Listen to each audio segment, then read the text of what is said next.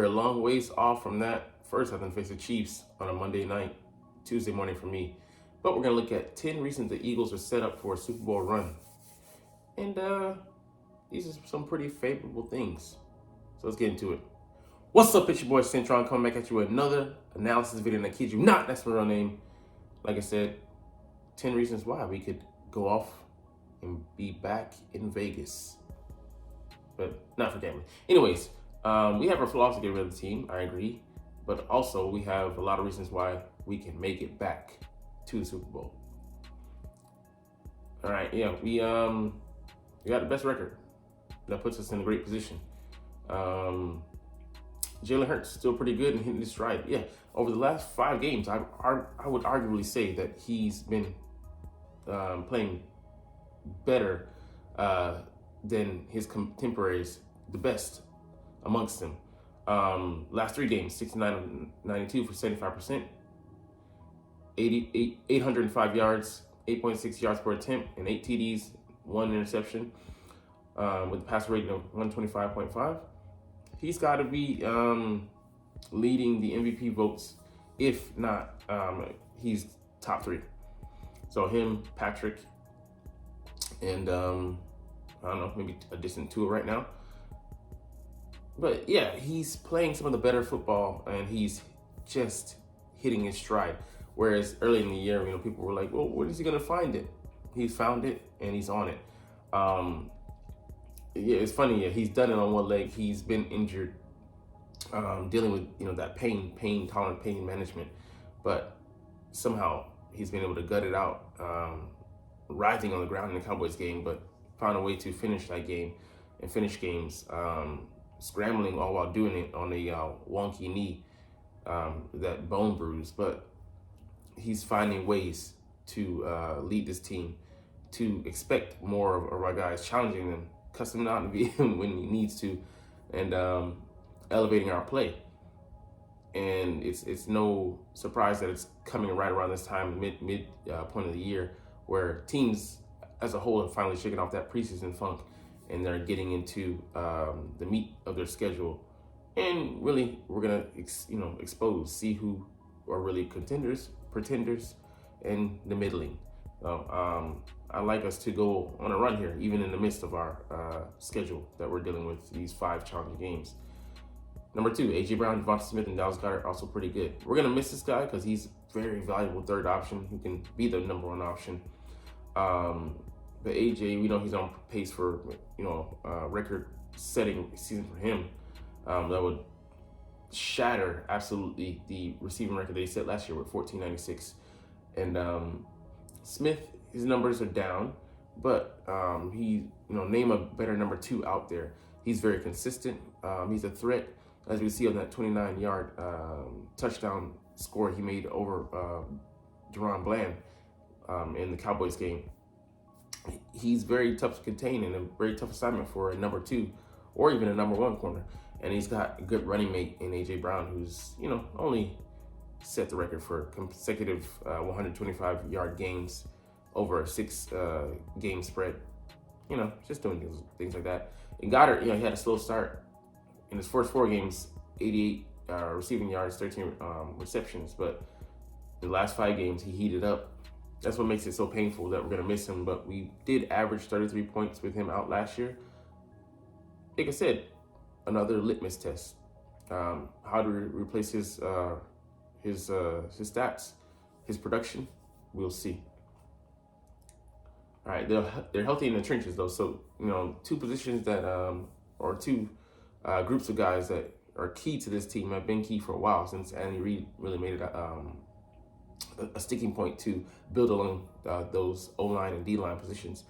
Yeah, we've only suffered serious injury at right guard, and he's was on IR. He's coming back, Cam Jurgens, to come and bolster that line. We were pretty good running the ball with him in there, despite him being natural center, and we drafted him to replace Kelsey when he hangs it up. But he's around the 305, 310 range, but he anchors very well in the run game. So good to have him back. Hopefully that will help us, point us in the right direction, getting started to fix, that area of the game that we need back to dominate games and close out teams. But we dealt with all of our D tackles, Milton Williams, Fletcher Cox, Jordan Carter, Jalen Carter, Jordan Davis, and Marlon have all dealt with injuries of sorts, and we've been able to fight through that because of the depth we have there. Milton with the shoulder and the ankle, Carter with the back, Fletcher with the back, and then I think the knee and then the ankle, and like I said, Davis with the hamstring. The bye week came at a perfect time, not just our offensive guys, O-line and QB, but D-line getting healthy back there, as well as guys coming back. Reed gets another week to off of those ribs. I don't know if they're going to be 100% healthy, but he's not going to use it as an excuse. And we have other guys we'll get to later that might be giving us some depth coming in. But being healthy in the trenches, man, those two positions, be able to get after the quarterback and stop the run, and being able to protect Jalen, our quarterback, and be able to run the ball, assert our will on teams, dominate, very key. And you draft well and do well those two in those two groupings, it is a key success marker, and we've been at that for a while. All right, the edge rushers are heating up. Yeah, last couple of weeks, Josh Sweat and Hassan Reddick have wreaked havoc. So Reddick he's leading our team with 7.5. He didn't have any when he had the cast on, and after it came off, took him a game or two to adjust, and then he's been on a tear since then. Josh Sweat 2.5 the first 5 games, but 4 in his last 4 games, and highlight what he did that Prescott getting to him on that last drive. So I mean, they're keying us right now. Only thing concerning with them is the number of snaps they're playing in the last game, but. Brandon Graham, we can get him more into the rotation. He had 1.5 last game after the first 8 games, only having like a half a sack, I think, total.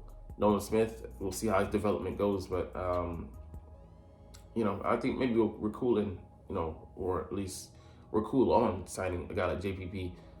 But who knows, man? If we had a 4th guy, that would be a world of difference.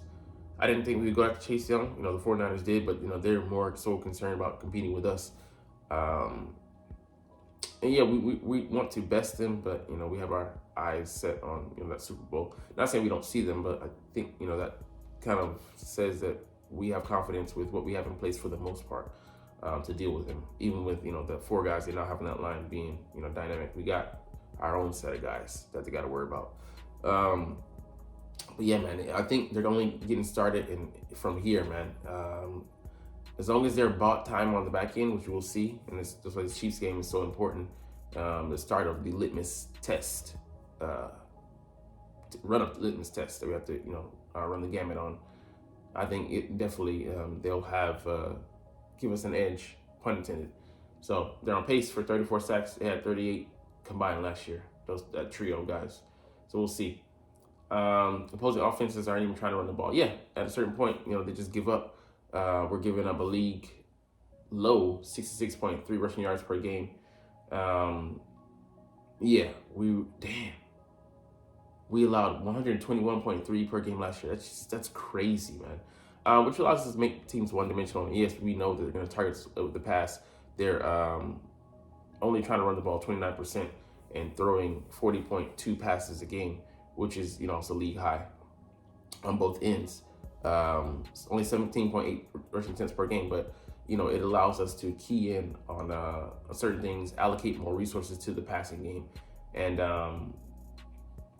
we've been fortunate that we've been able to do that, and it allows us to pin our ears back and try to get to the quarterback more often. So we really truly earn the right to rush the passer, but. I know. I mean, we'll get to a statistic. No, I'll just say it here. Despite our pass coverage, our ranking jumped from 1 to 28th. There's only a 1 point difference, so that should tell you that it's not such a big deal as being made.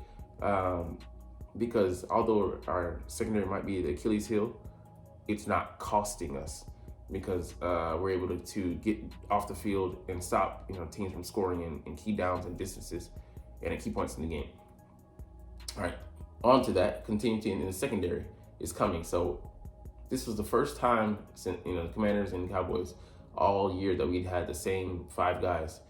Didn't really help us out, honestly speaking. But that being said, we're hoping that this bottom group here will be the stabilizing force, and I think this guy here is key because I think he's really suited to help us out there in the slot, and he can say he's suited to put a stop to all that leakage there going on there, and then which allow these guys to focus in on their own assignments. Them playing together. The better, the more they play, the more chemistry they'll have. So 8 different combinations, 15 or 16 different guys playing, which is just insane. Look at this list of names. It hasn't been consistent. That was the first time we had our first unit. And then after that, changed. Safety change here. Safety change here. Corner change here. So that's wild. And we only dropped one of these games. And that was when he was playing at a high clip rate, Bradley Roby as well. So that was, I think, changed a lot of things. And then he got hurt, and then that put us back on a downward trend. So we'll see how it goes. But in 2022, 20 games, only 10 defensive backs. Through 9 games, 15 already. So, yeah, it's crazy that we've been able to have that level of success. But that speaks to, the fact that, the front end is able to affect games, and us being able to close out, despite not, being shorthanded. Like on that last Cowboys drive, we were literally short Darius Slay, Bradbury for stretches, and then we were still able to hold the Cowboys out of the end zone and finish that game, close it out. Crazy. All right, turnover luck could be swinging back the Eagles' way. So they don't mention this, but the defense, we got to start forcing turnovers, and I don't know if that's just, it's diametrically opposed to the bend but don't break defense. We're counting on teams to implode, to make a mistake, but we're not aggressively trying to pursue past that, force them into that road. Hopefully we can do that by way of disguising, goading teams into going where we want and then taking it away, with, having guys drop or, unexpectedly. They thought it was cover 1, but it's actually cover 2. So, corners, right there for the pass, the pass to intercept, stepping from the passing lane. So we'll see how that goes. But, it's more of Jalen and our offense not make as many mistakes. We were fortunate, let's be honest, in the Cowboys game to have, 3 lost fumbles and then the ball bounced the right way, into an Eagles player's hand. So Steen was able to recover. Swift recovered his own fumble. Steen recovered Swift's second fumble, and Jalen had the ball bounce right back to him when on that sack, man. 9 times out of 10, the ball bounces away. Similar to the fumble you saw from Cook, where it bounced right back to him on the run. That just doesn't freaking happen. It's rarity of rarities, and they still went on to lose that game because I think turnovers because of Josh Allen.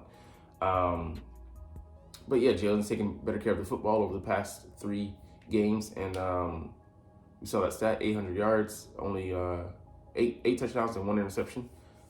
I trust him, that he's hitting his stride, and that includes taking care of the football, not giving it away to the team, and us managing our own mistakes, keeping the main thing. Number 8, sorry. The hard part of the schedule feels daunting at the moment, but could build character for the postseason. Yeah, this is basically a playoff preview. If we came away with a win against the Cowboys, which is was supposed to be the middle of the stretch, and now people push it back to the start of the stretch. Okay, whatever, cool. But yeah, the Chiefs, Bills, 49ers, Cowboys, Seahawks. Those are all teams that have, barring the Bills, they have winning records. I think they're have the same number of losses and wins, but they're still going to be a tough team to face because Josh Allen, that guy, can throw the ball on a frozen rope, at a moment's notice. They still have Stephon Diggs. They still have Gabe Davis. They still have, Dalton Kincaid. They still have James Cooks. That offense and defense, while dealing with some things, Von Miller is still there. They still have The safeties, Micah Hyde, Jordan Poyer. So yeah, there's things to deal with there, but I do like us. I mean, like, I don't see us out of any of these games. Yes, we could lose them. Yes, we could go 2-3. Yes, we could go 3-2. But I think we might go 4-1. Hell, we might go 5-0. We'll see. But it's week to week. Those guys are thinking of it like that. They're taking it like that. So we'll see how things play out. But this game right here, I think, is the kicker offer. We'll see how things go and how the tone is set. But if we're able to come away with a win here, man, I like that confidence that could give us going into this stretch.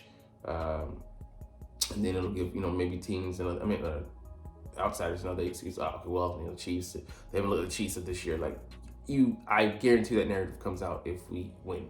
But yeah, I like it. But Cowboys have a hard schedule too. So yeah, they face favorable matchups here, but they're the way they close out the season, Seahawks, Eagles, Bills, Dolphins, and Lions. They could these are all winnable games for them, of course, but they could very well lose them, especially this stretch here. Eagles, Bills, Dolphins, then Lions. Like that's 2 road games sandwiched in between, us and then, the other team that's competing for the number 1 seed that has the number 2 seed right now.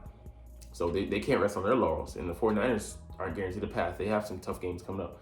Divisional games are always like not gimmies. You could split, or you could, get played tough and lose, or win, but still, suffer. Not suffer, but get played tough because they know you well, you know them well. We've seen that across the league this year. Number 10, Jalen Hurts is difficult to beat anywhere. Yeah, he's won 9 straight starts in Philly, 16 of his last 17. Only 2 losses being the Jets, and then going back to the postseason Super Bowl loss. So yeah, man, it's been tough to get him out. But going back to those Lions who have the best chance of getting the number 1 seed, the Lions are getting the number 1 seed. I disagree with that. Yes, this is our stretch coming up, and barring these 3 games, we're going to be favored in those. We could 1, 2, 3, 4, 5. We could lose any of those games, but I have us winning most of them, if not all of them.